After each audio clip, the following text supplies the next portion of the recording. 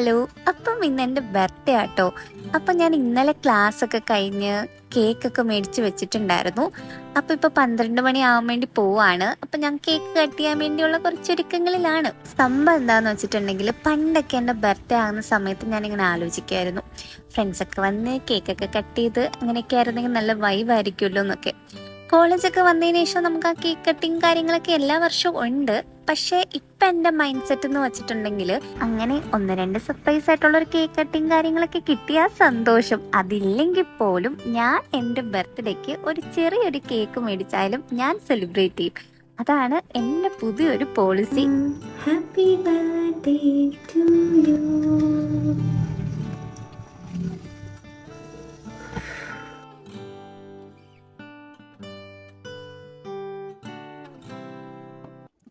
So അപ്പോൾ ഇപ്പോൾ 12 മണിയൊക്കെ കഴിഞ്ഞു. കേക്കൊക്കെ കട്ട് ചെയ്തു, കഴിച്ചു. ഇനി കിടന്ന് ഉറങ്ങാൻ വേണ്ടി പോവാണ്.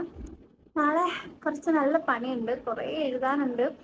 എഴുതി കഴിയും പഠിച്ചിട്ടില്ല. പിന്നെ കുറേ നമുക്ക് പഠിക്കാൻ വേണ്ടി കുറേ ടോപ്പിക്സ് തന്നിട്ടുണ്ട്, അതും പഠിച്ചിട്ടില്ല. കാരണം നാളെ എൻ്റെ കേസ് പ്രസൻറ്റേഷൻ ആണ്.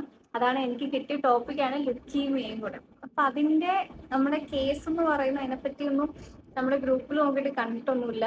ഞാൻ അല്ലാണ്ട് കുറെ സെർച്ച് ചെയ്ത് എവിടെയും കാണുന്നില്ല. ഞാൻ എന്ത് ചെയ്യുമെന്ന് എനിക്ക് അറിഞ്ഞൂടാ. അപ്പം അതിൻ്റെ കുറെ ടെൻഷൻ ഉണ്ട്. പിന്നെ എഴുതാനുള്ളത് എഴുതിയില്ല, പഠിച്ചില്ല, പിന്നെ അങ്ങനെ ഫുൾ ടെൻഷനാണ്. എനിക്കിന്ന് രാവിലെ എഴുന്നേറ്റിട്ട് എഴുതാനുള്ളത് എഴുതണം. എനിക്കിന്നൊരു അബദ്ധം പറ്റിപ്പോയി. സാധാരണ ഞാൻ ഒരു 11 മണി മാക്സിമം, അല്ലെങ്കിൽ 10:30 ആകുമ്പോൾ കിടന്നുറങ്ങും. രാവിലെ ഒരു 5 മണിയാകുമ്പോൾ എഴുന്നേൽക്കും. ഇങ്ങനെയായിരുന്നു ഒരു ശീലം. പക്ഷെ ഇന്നലെ കുറെ ലേറ്റ് ആയിരുന്നു. ഒരു 12 മണി, 12:30, 12:45 ഒക്കെ അത്ര ആയെന്ന് തോന്നുന്നു. ഞാൻ ലേറ്റായി എഴുന്നേറ്റപ്പോൾ 6:40. അത് കഴിഞ്ഞിട്ട് നോക്കിയപ്പോഴേക്കും ഇന്നത്തെ ക്ലാസ് 7:45 അവിടെ കണ്ടപ്പോൾ മൂഡ് പോയി. ഇനി റെഡി ആവാം, വയ്യ, മടുത്തു. അപ്പം ഞാൻ വിചാരിച്ച പോലെ ഒന്നും നടന്നില്ല. എനിക്ക് എഴുതാനുണ്ടായിരുന്നെ, അതൊന്നും എഴുതിയില്ല. പിന്നെ ഈ പ്രസന്റേഷൻ ഉണ്ടെങ്കിൽ അതെന്താന്ന് ഓർത്തിട്ട് അതിന്റെ ടെൻഷൻ. അപ്പൊ ഞാൻ റെഡി ആയിട്ട് വരാം.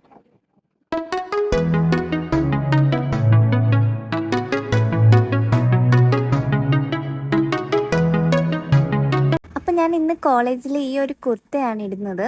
ഇത് ഞാൻ എൻ്റെ ബർത്ത്ഡേക്ക് എനിക്ക് ഗിഫ്റ്റ് ചെയ്യുന്ന പോലെ ഞാൻ മേടിച്ചതാണ്. അതുകൊണ്ടാണ് ഞാൻ ഇന്ന് തന്നെ ഇത് ഇടാന്ന് വെച്ചിരിക്കുന്നത്.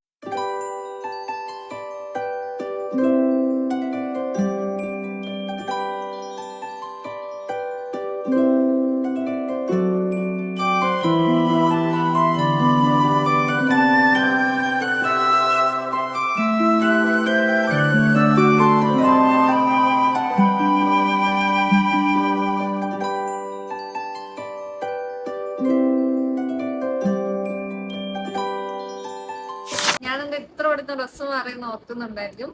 ഇന്ന് ഞാൻ പറഞ്ഞില്ല, എനിക്കായിരുന്നു കേസ് പ്രസന്റ് ചെയ്യേണ്ടത്. അപ്പൊ അവിടെ ചെന്നപ്പോ നമുക്ക് കേസ് സിനാരിയോ തന്നു. അത് കഴിഞ്ഞിട്ട്, അതായത് എന്റെ ടോപ്പിക്ക് ലുക്കീമിയാണ്, അതായത് നമ്മുടെ ക്യാൻസർ. അപ്പൊ നമുക്ക് അവിടെ എന്തായാലും ക്യാൻസർ പേഷ്യന്റ് ഇല്ലാത്തതുകൊണ്ട് തന്നെ നമുക്കൊരു സിനാരിയോ ഒന്നും എഴുതാൻ പറഞ്ഞു.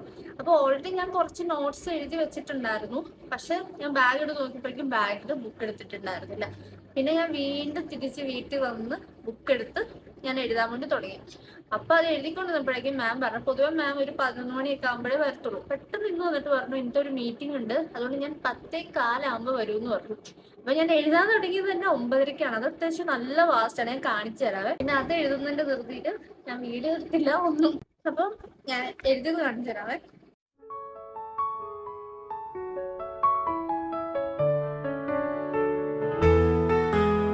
അപ്പൊ അത്ര എഴുതി കഴിഞ്ഞില്ല, കുറച്ച് ലാസ്റ്റ് സമ്മറിയും കൂടെ എഴുതിക്കൊണ്ട് നിന്നപ്പോഴേക്കും മാം വന്നു. പിന്നെ പെട്ടെന്ന് പ്രസന്റ് ചെയ്യാൻ വേണ്ടി പറഞ്ഞു. പ്രസന്റ് ചെയ്ത് കഴിഞ്ഞിട്ട് 12 മണിയാകുമ്പോഴേക്കും ക്ലാസ് കഴിഞ്ഞു. അതായത് പെട്ടെന്ന് മാമിന് മീറ്റിംഗ് ഉള്ളൂ എന്ന് പറഞ്ഞുകൊണ്ട് വേഗം ക്ലാസ്സും കഴിഞ്ഞു. അത് കഴിഞ്ഞപ്പോഴേക്കും പെട്ടെന്ന് ഞാനൊന്ന് ഡൗൺ ആയി. എന്തോ നമുക്ക് ചില സമയത്ത് റീസൺ ഇല്ലാണ്ട് നമുക്കൊരു വിഷമം വരുന്നില്ല, അങ്ങനെ ഒരു അവസ്ഥ വന്നു. അത് കഴിഞ്ഞ് ഉച്ചയ്ക്ക് ക്ലാസ്സിൽ പോകാനും മടിയായതുകൊണ്ട് ഞാനിതാ ഉച്ചയ്ക്ക് ക്ലാസ്സിനും പോകാതെ ഇങ്ങനെ ഇരിക്കുകയാണ്. അപ്പൊ ഞാൻ ഓർത്തു, ഇപ്പൊ സമയം 3 മണിയായി. ഇത്രയും നേരം ഞാൻ വെറുതെ ഫോണിൽ നോക്കി ഇൻസ്റ്റാഗ്രാമിലെ റീലൊക്കെ നോക്കിക്കൊണ്ട് ഇങ്ങനെ ഇരിക്കുകയായിരുന്നു. അപ്പൊ ഞാൻ ഓർത്തു, നാളെ ഞാൻ പറയില്ല, ഞങ്ങൾക്ക് പീഡിയാട്രിക്സിൽ ഡെയിലി എന്തെങ്കിലുമൊക്കെ എഴുതാനുണ്ടാവും. അപ്പൊ നാളത്തെ SDL ടോപ്പിക് കൺജനിറ്റൽ ഹൈപ്പോതൈറോയിഡിസം ആണ്. അപ്പൊ ഞാൻ ഓർത്തു അത് എഴുതി വെച്ചാലോ എന്ന് ഞാൻ ആലോചിക്കാം. അപ്പൊ എഴുതി വെച്ചിട്ട് അത് കഴിഞ്ഞിട്ട് ബാക്കി എന്തെങ്കിലും ഉണ്ടെങ്കിൽ പിന്നെ ചെയ്യാം. അപ്പൊ നമുക്ക് സ്റ്റീലേക്ക് എന്റെ സ്റ്റഡി ടേബിൾ കണ്ടിട്ടൊന്നും തോന്നരുത്, നല്ല ബോറായിട്ടാണ് കിടക്കുന്നത്, എനിക്കും അറിയാം. പക്ഷെ ഫൈനൽ ഇയർ കയറിയതിനു ശേഷം ഒരു ഓർഡർ മനസ്സ് കിട്ടുന്നില്ല. ഓരോ മിനിറ്റിലും പല പല തോട്ട്സ് ആണ് വന്നിച്ചത്. അപ്പൊ അതിനനുസരിച്ചിട്ടാണ് എന്റെ സ്റ്റഡി ടേബിൾ ഇരിക്കുന്നത്. ഒരു മൊത്തത്തിലൊരു ഡിസ്റ്റർബ്ഡ് ആയിട്ടുള്ള ഒരു ഡിസോർഡർ ആയിട്ട് ഇരിക്കുകയാണ്. അത് തന്നെയാണ് ഈ ടേബിളിലും. അതുകൊണ്ടാണ് ഇങ്ങനെ ഇരിക്കുന്നത്. ഇപ്പൊ ഞാൻ പീഡിയാട്രിക്സ് ആണ് പഠിക്കാൻ വേണ്ടി പോകുന്നത്.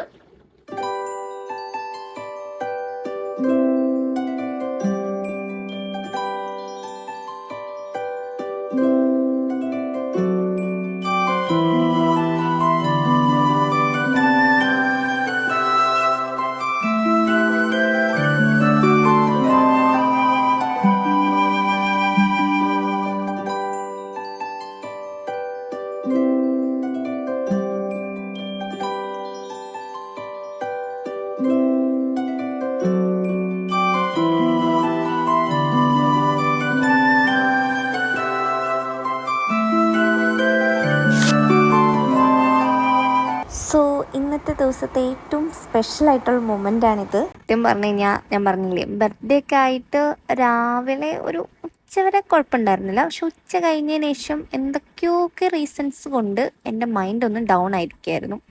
അപ്പോഴാണ് നമ്മുടെ ഈ പിള്ളേരെല്ലാവരും കൂടെ സർപ്രൈസ് ചെയ്യാൻ വേണ്ടി എൻ്റെ വീട്ടിലോട്ട് വന്നത്.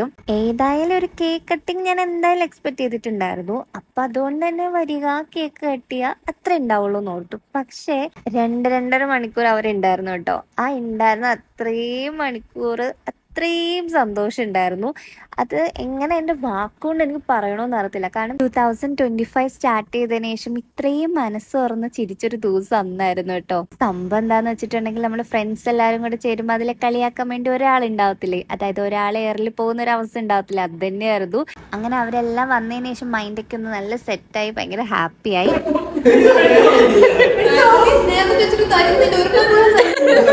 എനിക്ക് മാങ്ങ വന്നില്ല. ഞാൻ കേക്ക് പിടിച്ചോണ്ടിരുന്നപ്പോ ഇവിടെ കയ്യിൽ പ്ലേറ്റ് ഉണ്ട്.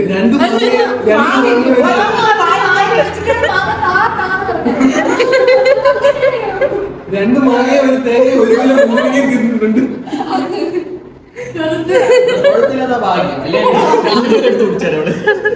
ഇനിയും പറഞ്ഞ് കാര്യക്കൊണ്ടിരിക്കുവോ? കുറച്ച് കാടുകളൊക്കെ കൊണ്ടുപോകും.